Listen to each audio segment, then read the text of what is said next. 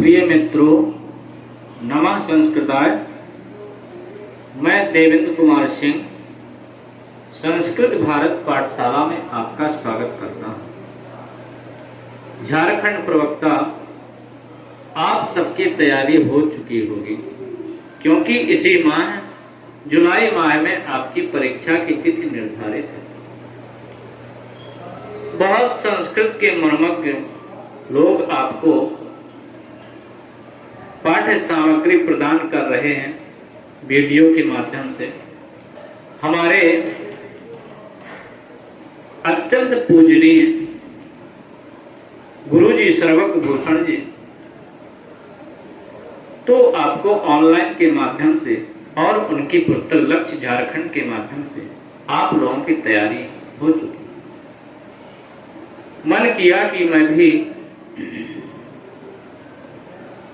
कुछ एक रत्ती मात्र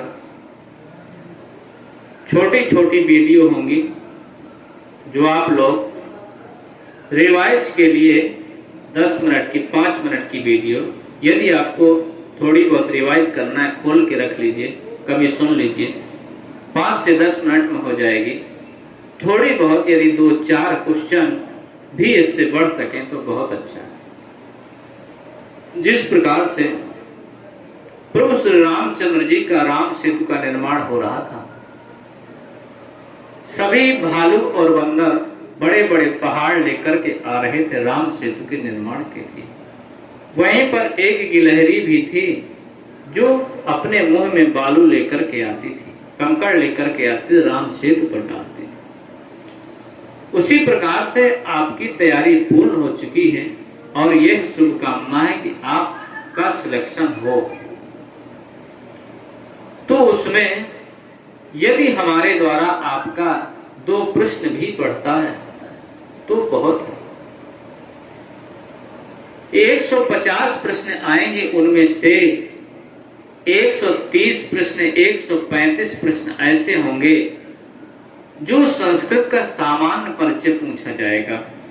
स्वप्नवासवदत्तम के नायक कौन है, रस कौन है, स्वप्नवासवदत्तम का कंचुकी कौन है, बुद्ध चरितम में माया कौन है, बुद्ध चरितम का तृतीय सर्ग उसका नाम क्या है। इसी प्रकार के प्रश्न पूछे जाएंगे।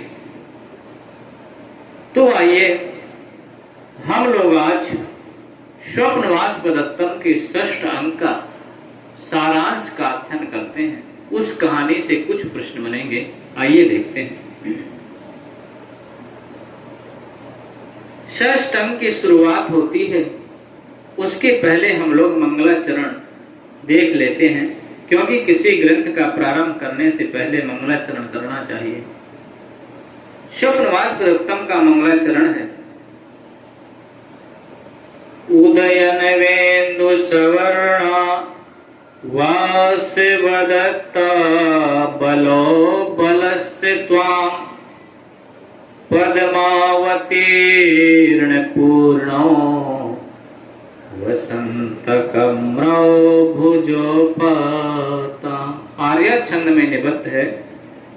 उदय होते हुए नए चंद्रमा की सदृश वर्ण वाली, मद्यपान से बल रहित अथवा अबला, अपनी पत्नी को मद देने वाली, लक्ष्मी के प्रकट होने से संपन्न वसंत जैसी सुंदर बलराम की भुजाएं आपकी रक्षा करें। प्रस्तुत मंगलाचरण में बलराम की स्तुति है। यह पूछा जाएगा स्वप्नवासवदत्तम के मंगलाचरण में किसकी स्तुति है? बलराम की स्तुति है। बड़ा यूनिक है। किसी ग्रंथ में शिव की स्तुति है, किसी में विष्णु की स्तुति है, लेकिन यह ग्रंथ एक ऐसा है जिसमें बलराम की स्तुति है। इस पद में आशीर्वादात्मक मंगलाचरण है। कैसा मंगलाचरण है? आशीर्वादात्मक मंगलाचरण है। बलराम की स्तुति की गई है और अष्टपदा नांदी। इसके बाद अब 6th अंक का सारांश देखते हैं। 6th अंक की शुरुआत होती है। उदयन को सूचना देने के लिए कंचुकी प्रतिहारी से कहता है। कौन कहता है? कंचुकी प्रतिहारी से कहता है, उज्जैनी के राजा महासेन। उज्जैनी के राजा कौन थे? महासेन प्रद्योत। उज्जैनी के राजा कौन थे? महासेन प्रद्योत। महासेन प्रद्योत के कंचुकी रब्ध तथा वसुंधरा नाम की धाय यहां पर उपस्थित हैं और हे राजन, आपसे वह मिलना चाहते। कंचुकी किसको सूचना देता है? प्रतिहारी को देता है। कंचुकी किसका है? उदयन का है। वह कहता है कि उज्जैनी के राजा महासेन प्रद्योत के कंचुकी कौन आए हैं? महासेन प्रद्योत का कंचुकी है रब्ध है तथा वसुंधरा नाम की धाय भी उपस्थित है जो आपसे मिलना चाहती है। आगे प्रतिहारी बताती है कि महाराज उदयन से मिलने का उचित समय नहीं है। प्रतिहारी कंचुकी से कह रही है कि यह महाराज के मिलने का उचित समय नहीं है, क्योंकि घोषवती वीणा की आवाज सुनकर महाराज अत्यंत दुखित हुए। घोषवती वीणा किसकी है? महाराज उदयन की है। प्रश्न यही बनता है। प्रतिहारी ने बताया कि कंचुकी, यह महाराज के मिलने का उचित समय नहीं है, क्योंकि घोषवती वीणा की आवाज को सुनकर के महाराज चिंतित हो गए।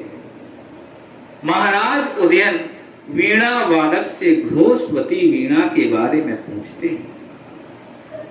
जो वीणा वादक है उससे महाराज उदयन पूछते हैं, घोषवती वीणा के बारे में पूछते हैं तो वीणा वादक घोषवती वीणा को नर्मदा नदी किनारे कुशों की झाड़ी में पाया हुआ बताता है। जो वीणा वादक है, जो वीणा बजाता है, महाराज उदयन ने उस वीणा वादक को बुलाया और पूछा कि ये घोषवती वीणा तो मेरी है, तुमको कैसे मिली? तो उस वीणा वादक ने बताया, महाराज मुझे नर्मदा नदी के किनारे कुशों की झाड़ी में यह मिली थी। यही प्रश्न बनेगा कि घोषवती वीणा वीणा वादक को किस नदी के किनारे मिली थी? घोषवती नदी के किनारे मिली थी। महाराज उदयन वीणा वादक से घोषवती वीणा के बारे में पूछते हैं तो वह कहता है कि नर्मदा नदी किनारे।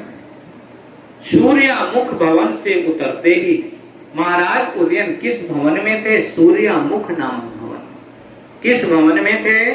सूर्यामुख नामक भवन से उतरते हुए महाराज उदयन से प्रतिहारी सूचना देती है और विष्कंभक समाप्त होता है। यहां तक विष्कंभक था। जैसा कि आप जानते हैं कि विष्कंभक भूत और भविष्य की घटनाओं का सूचक होता है और अंक के प्रारंभ में आता है। घोषवती वीणा को पाकर उदयन अत्यंत क्षुब्ध हो जाते हैं, क्योंकि वीणा वाष्पदत्ता का स्मरण करा। घोषवती वीणा को पाकर के महाराज उदयन अत्यंत क्षुब्ध हो जाते हैं, क्योंकि वीणा वाष्पदत्ता। इसके पहले क्या हुआ था? योगेंद्र नारायण का एक माया जाल था, छल था कि वाष्पदत्ता लावण ग्राम में जलकर के मर गई। तो उदयन को यही था कि वाष्पदत्ता मर गई, उसी के याद में बहुत दुखी रहता था। तो कहता है कि घोषवती वीणा वाष्पदत्ता का स्मरण करा रही। राजा की आज्ञा से विदूषक घोषवती वीणा की मरम्मत करवाने जाता है।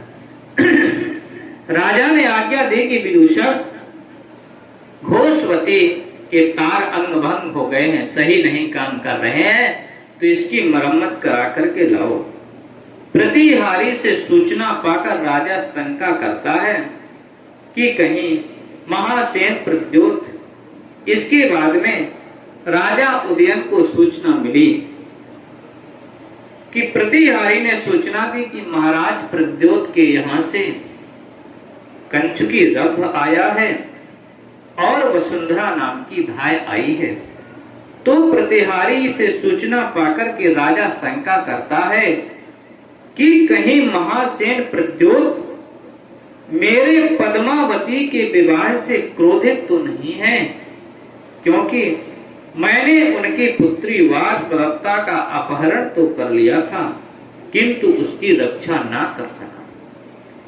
महाराज उदयन को यह शंका हो गई कि महाराज प्रद्योत मेरा विवाह रत्नावली से हो गया, पद्मावती से हो गया, इस वजह से महाराज मुझसे क्रोधित तो नहीं है कि मेरी बेटी वाष्पदत्ता की रक्षा यह उदयन नहीं कर सका। महाराज प्रद्योत का कंचुकी रभ कहता है कि उदयन द्वारा पुनः जीते गए वत्स राज्य में आकर मैं बहुत प्रसन्न। अब उदयन से वह रभ कंचुकी कहता है कि उदयन द्वारा पुनः जीत लिए गए वत्स राज्य को, वत्स राज्य उदयन ने पुनः जीत लिया। वत्स राज्य को जीतकर आपने वत्स राज्य जीत लिया, जिससे मैं बहुत प्रसन्न हूं। रभ उदयन को अभिवादन करके उज्जैनी का समाचार सुनाता है। कौन सुनाता है? रभ सुनाता है। किसको? उदयन का अभिवादन करके उज्जैनी का समाचार सुनाता है। महारानी अंगारवती का संदेश बताते हुए, महारानी का नाम क्या है? अंगारवती। महारानी अंगारवती का संदेश सुनाते हुए धात्री कहती है, आपने पाणी ग्रहण के बिना ही वाष्पदत्ता से विवाह संपन्न कर दिया। यानी प्रतिहारी बताती है कि अंगारवती का संदेश है कि आपने पाणी ग्रहण के बिना ही वाष्पदत्ता से विवाह संपन्न कर लिया, इसलिए हम दोनों प्रद्योत और अंगवती ने तुम्हारा और वाष्पदत्ता का चित्रपट पर बनवाकर उसी से विधि पूर्वक विवाह भी करा दिया और यह चित्रफलक तुम्हारे पास भेज रहा। तुमने वाष्पदत्ता का हरण कर लिया था, जिससे हम लोग पाणी ग्रहण संस्कार नहीं कर पाए थे, तो हम लोग आपके विवाह का, वाष्पदत्ता का और तुम्हारा चित्र बनवा लिए हैं। उस चित्र से ही हम लोग पाणी ग्रहण संस्कार कर दिए थे और यह चित्र आपको यहाँ भेज रहे हैं। यह सुनकर उदयन कहते हैं कि अपराधी होने पर भी महाराज और माननीया का प्रेम मेरे प्रति कम नहीं हुआ। पद्मावती चित्र फलक को देखकर कहती है, यह आर्या का चित्र तो अवंतिका से नहीं। पद्मावती वह चित्र फलक देखती है तो कहती है कि अवंतिका वह कहती है कि चित्र फलक को देखकर कि यह आर्या का चित्र तो अवंतिका से मिलता है, क्योंकि जो वाष्पदत्ता है वह पद्मावती के पास में ही है। तो कहती है, और उसका नाम, उसे यह पता नहीं कि यही वाष्पदत्ता है, उसका नाम अवंतिका था। तो पद्मावती कहती है, आर्या वाष्पदत्ता का चित्र तो अवंतिका से मिलता है। उदयन अवंतिका को सामने बुलाना चाहते हैं कि पद्मावती बताती है कि वह न्यास रूप में रखी गई किसी ब्राह्मण की बहन। जैसे पद्मावती ने कहा कि आर्या का चित्र तो अवंतिका से मिलता है, तो पद्मावती ने कहा कि वह तो ब्राह्मण की कन्या है, वह है ब्राह्मण की बहन जो पर पुरुष के सामने नहीं है। प्रतिहारी सूचना देते हैं कि उज्जैनी के ब्राह्मण बाहर उपस्थित है, जिसकी बहन महारानी पद्मावती के पास धरोहर के रूप में रखी है।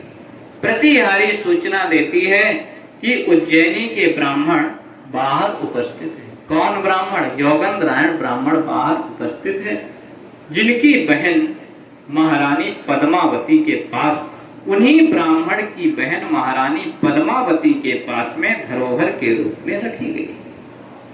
उदयन आवाज से पहचान जाते हैं कि यह ब्राह्मण उनका मंत्री योगेंद्रायण। जैसे वह मंत्री ब्राह्मण आकर के बोलते हैं तो उदयन आवाज से पहचान लेते हैं, अरे यह तो मेरा मंत्री योगेंद्रायण है।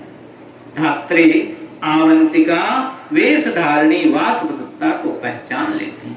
जो धात्री आती है वह अवंतिका वेशधारिणी वाष्पदत्ता को पहचान लेती है। योगेंद्रायण वाष्पदत्ता को छिपाने जैसे कार्य के लिए महाराज उदयन से क्षमा मांगते हैं। योगंधरायण महाराज से क्षमा मांगते हैं, वाष्पदत्ता को छिपाने जैसे कार्य के लिए क्षमा मांगते हैं। उदयन द्वारा कारण पूछने पर उदयन कारण पूछता है कि योगंधरायण तुमने ये क्यों किया। पूछने पर योगंधरायण बताता है कि ऐसा यह सब भविष्यवाणी के अनुसार हुआ।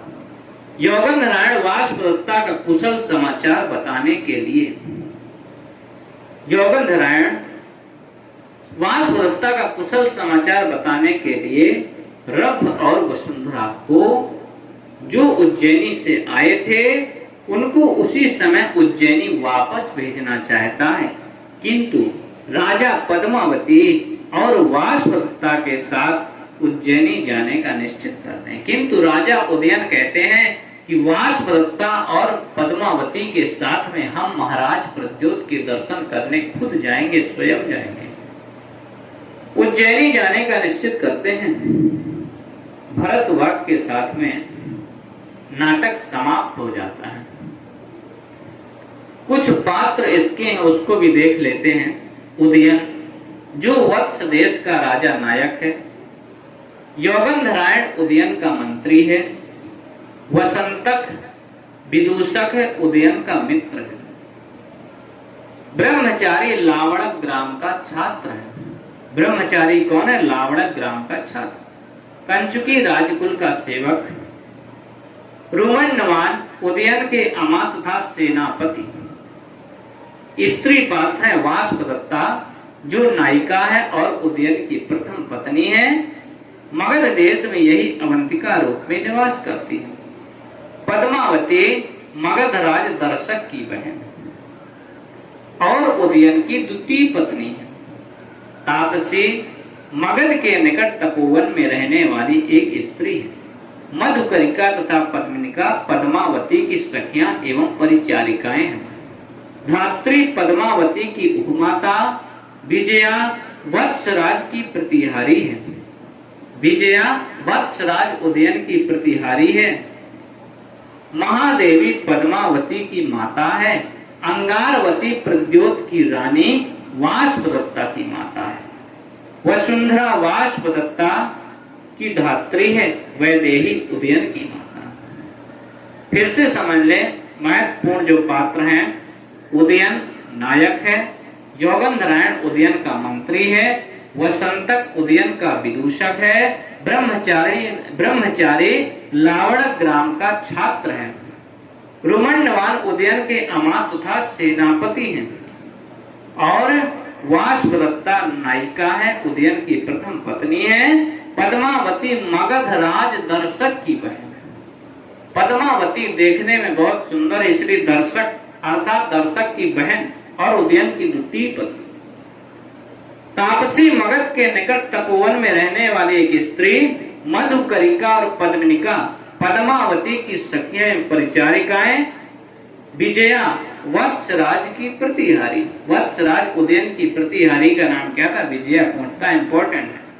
धात्री वाष्पदत्ता की उपमाता महादेवी पद्मावती की माता। महादेवी पद्मावती की माता। अंगारवती प्रद्योत की रानी वाष्पदत्ता की माता। प्रश्न पूछेगा, वाष्पदत्ता की माता का नाम क्या है? अंगारवती। वसुंधरा वाष्पदत्ता की धात्री। बस मित्रों, आज यहीं तक स्वप्न वाष्पदत्तम का जो थोड़ी बहुत षष्ठ अंक का सारांश था और कुछ महत्वपूर्ण पात्र थे, उनकी चर्चा हम लोग किए। मित्रों नमस्कार।